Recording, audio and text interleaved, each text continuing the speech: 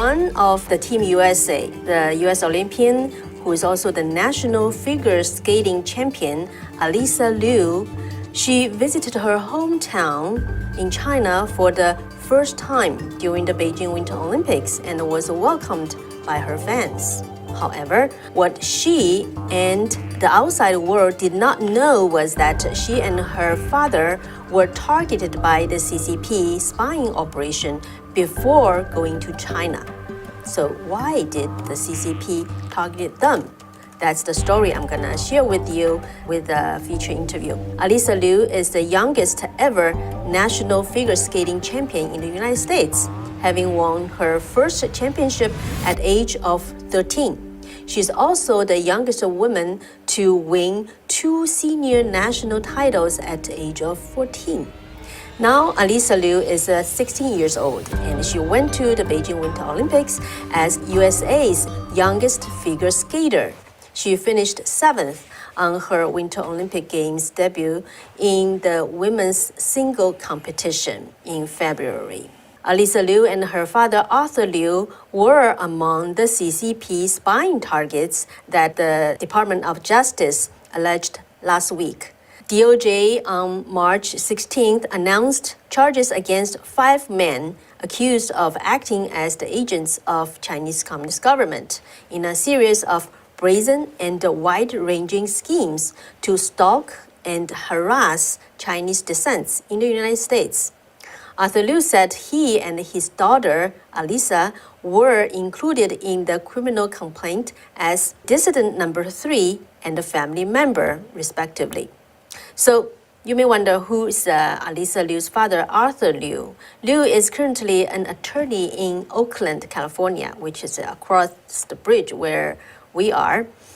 He is a former political refugee from China. In 1989 June 4th student movement. At that time, he's a graduate student in English and American literature at a university in Guangzhou called Sun Yat-sen University, which is in southern China near Hong Kong. During the student democracy movement, Liu was elected by the local students as the chairman of the Patriotic Student Association of Guangzhou Universities. After the Beijing authorities cracked down on the student movement on Tiananmen Square on June 4th, Liu continued to organize protests in Guangzhou in the following days. He was subsequently listed on the wanted list by the local authorities. So eventually he was rescued and fled to Hong Kong and then came to the United States by the end of 1989. So through working in a Chinese restaurant while studying in the night school, Arthur Liu became an attorney in the Bay Area, focusing on civil litigations, business transactions, immigration, and criminal defense. Alysa, when she was only 5 years old, Arthur Liu started to take her to the local ice center and taught her how to skate. Until now, we saw how Alysa Liu turned out. So with regards to the DOJ's allegation of CCP spies operation targeting Arthur Liu and his daughter Alysa Liu, so I started my interview with Arthur Liu by asking how much he knows about it and what exactly happened. First of all, I was approached by the FBI last October that the Chinese agents are trying to collect my information and my daughter's information, particularly our passport information. And I even heard that they wanted my most recent photographs of me. And I was warned by the FBI, and I was aware of what was going on. And they wanted me to watch over my shoulders, pay attention to my surroundings.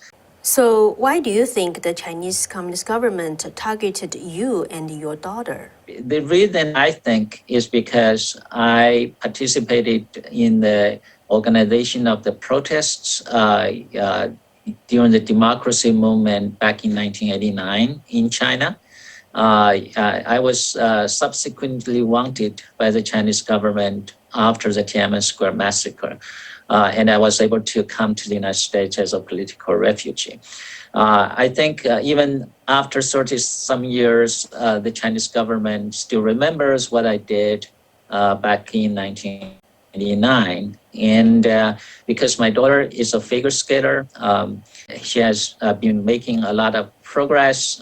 She won U.S. nationals in the last couple of years, twice in a row in 2019 and 2020.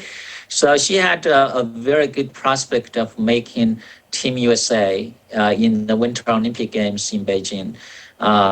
So what I think is the Chinese government was really afraid that I might go to China and use the opportunity to condemn the human rights violations, to promote democracy or human rights in China.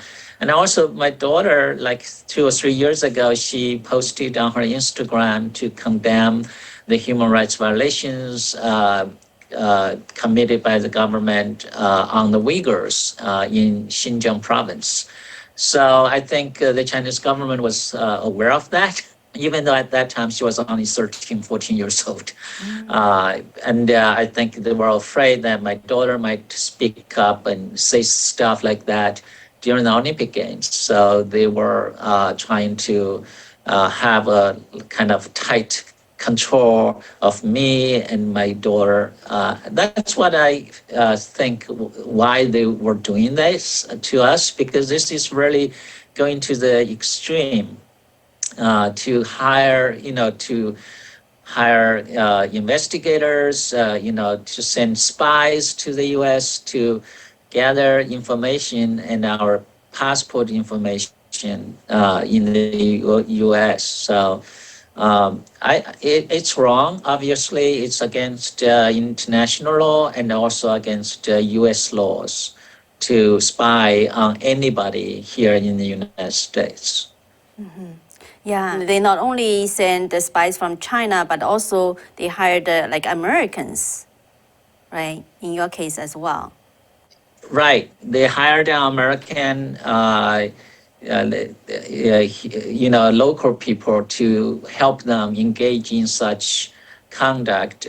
Their plan was to have this man from Florida to come to the Bay Area to plant GPS trackers on my cars, to collect our passport information, to gather our social security numbers and our personal information. And my understanding that he came to the Bay Area at least twice, and I don't know how long he stayed each time. Did you have personal encounter with him?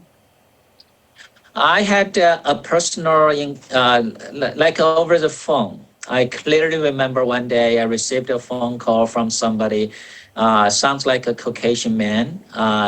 He said he represented to me that he is an official from the U.S. Olympic and Paralympic Committee, that he needs my passport copies and my daughter's passport copies to check if we are ready for international travel. And I felt suspicious because, I actually never had any interactions with the U.S. Olympic Committee back in October or before that. My most contact was with the U.S. Figure Skating Association. So I was a little bit suspicious that he would be calling me to get the information. So I told him, I would submit the copies the next day directly to my contact in the U.S. OPC. So I didn't give him any personal information over the phone.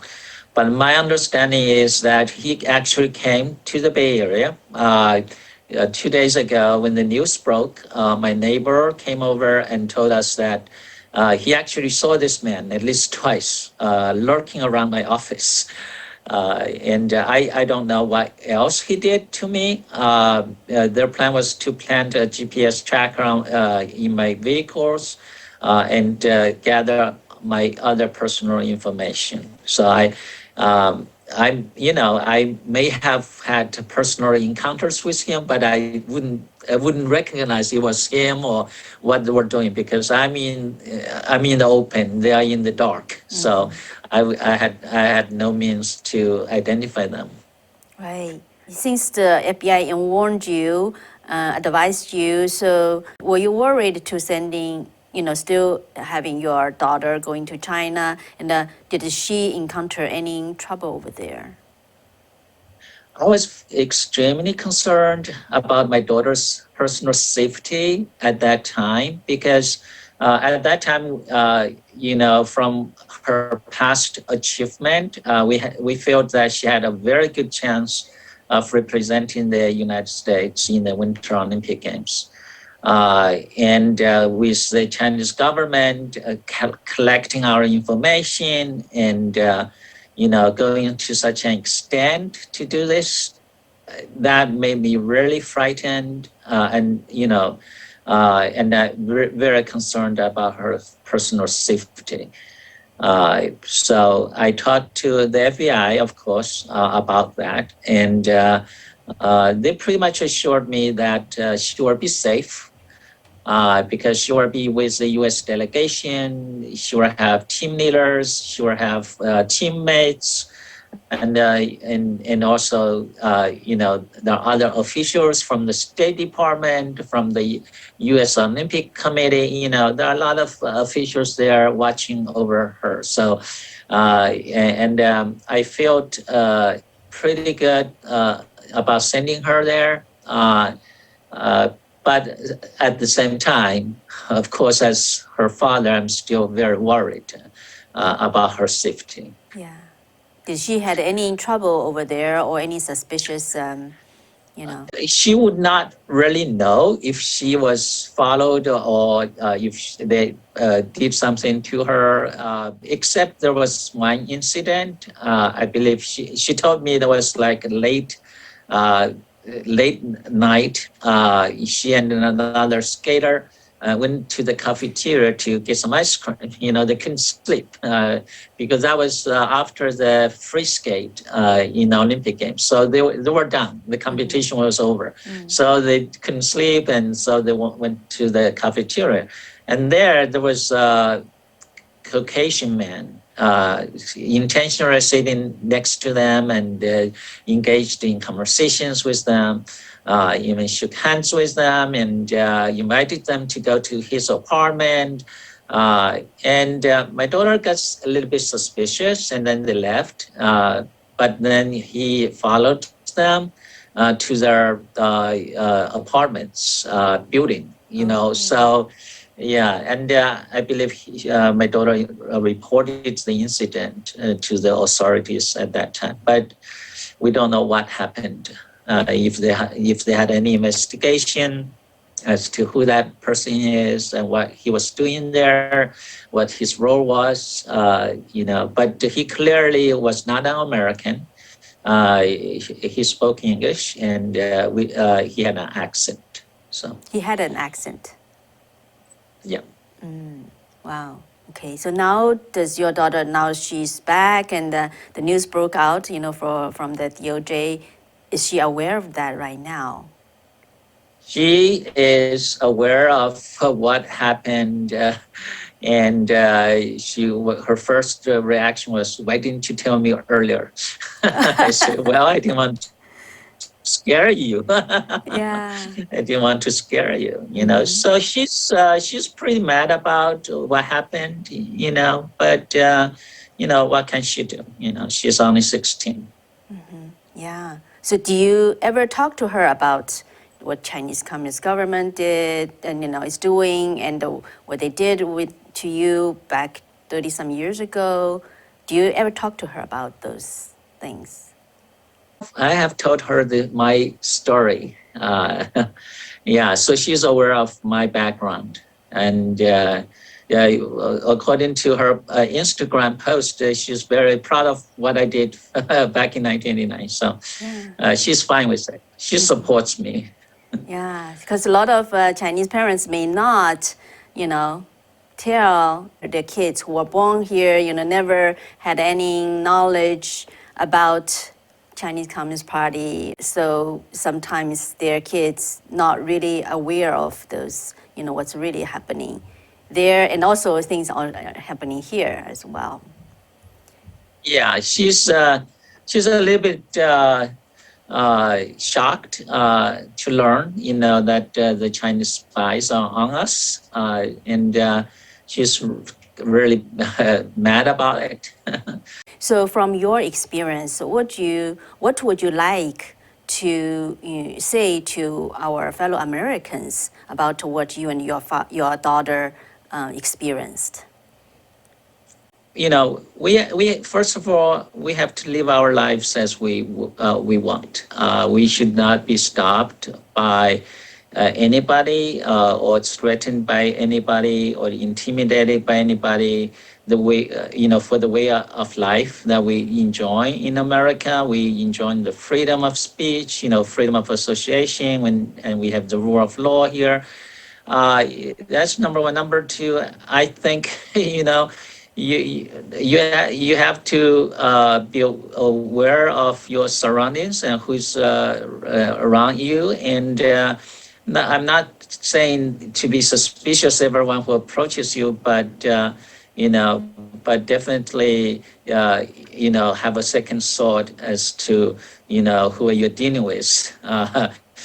Be careful, because the Chinese government would do anything to try to accomplish their goals. Mm-hmm. Yeah. Thank you, Arthur, for sharing with our audience. You're welcome. Thank you. All right. So, Arthur Liu, the last thing he shared with us is be aware of who you are dealing with. He refers to CCP. So that's really the purpose we share these stories with you, is just to be aware, trying to help our fellow Americans to understand who we are dealing with.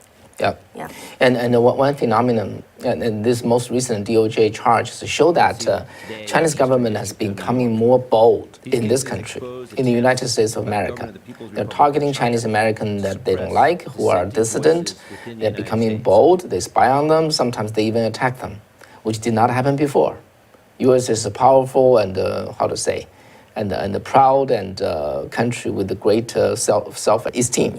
They are not to just coming in and just it's just like they become the policemen of Chinese American in this country. Right, and to see how the tactics they are using right now, not only the Chinese Americans, the Chinese nationals, they also hire the local Americans. They're learning. See? Yeah. In this way, they make their attacks more less detectable. Mm-hmm. And really, we would like everyone to understand the nature of Chinese Communist Party and be aware of, somehow a lot of Americans just feel that Russia is the most dangerous enemy of the United States. But, we don't believe so. Really, the CCP is the most dangerous enemy of the United States. And like we discussed before, this war in Ukraine right now could have been avoided.